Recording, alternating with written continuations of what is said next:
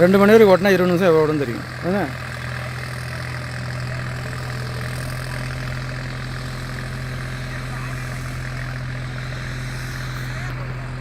இது காத்தாடி வரப்போதாங்க. காத்தாடி வந்தால் உங்கள் இடத்துல வேல்யூலாம் கூட்டிடும்ல, குறைஞ்சிருங்களோ. இப்போ ஒரு ஏக்கர் எவ்வளோ போகுது? 3 லட்ச ரூபாய். காத்தாடி வந்தால் இன்னும் குறையும்ண்ணா. தண்ணி இருக்காது. அந்த வண்டியில் அரிக்காமல அவன் தான் கொடுத்துருக்கான். முதல்ல கொடுத்தது தப்பு. அவங்க தான் கொடுத்துருக்காங்க. இவ்வளோ விவசாய நிலத்தை காலி பண்ணி தானே போகுது.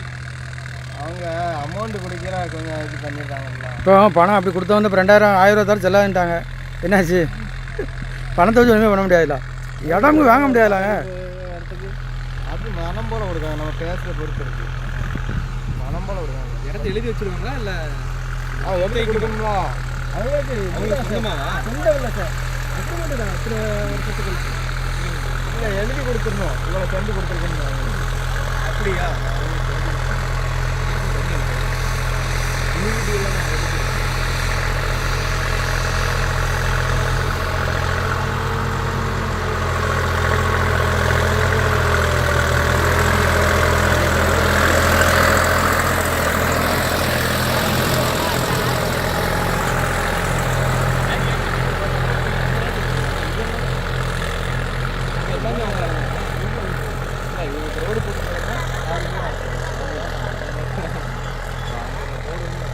அந்த தோப்புக்காரங்க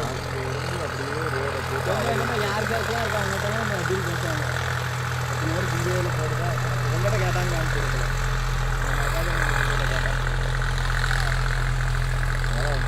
ரோடை போட்டு முதல்ல பண்ணணும். இந்த லாரி வந்து இறக்கணும்.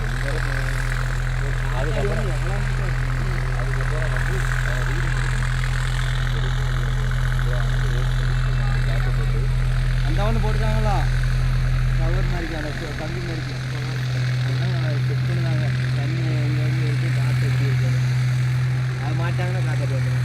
1 வருஷம் இருக்கு இங்கே போகிறதுங்களா? அதான் விண்டு வெள்ளாம் சுற்றி அதிகமாக போகும். அது இன்னும் ஒன்றுமே காற்று இல்லையா சீசன் இல்லையா?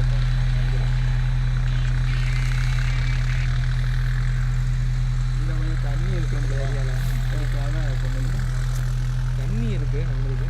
தண்ணி தான் மெயினே. காற்றாடிக்கு தண்ணி தான். தண்ணி கூட ஒன்று நல்லா இப்போ ஏரியா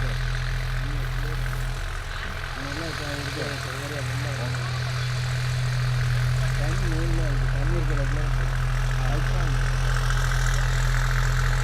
கீழே ஆழம் வரும். காற்று வெட்டி கிடைக்கு.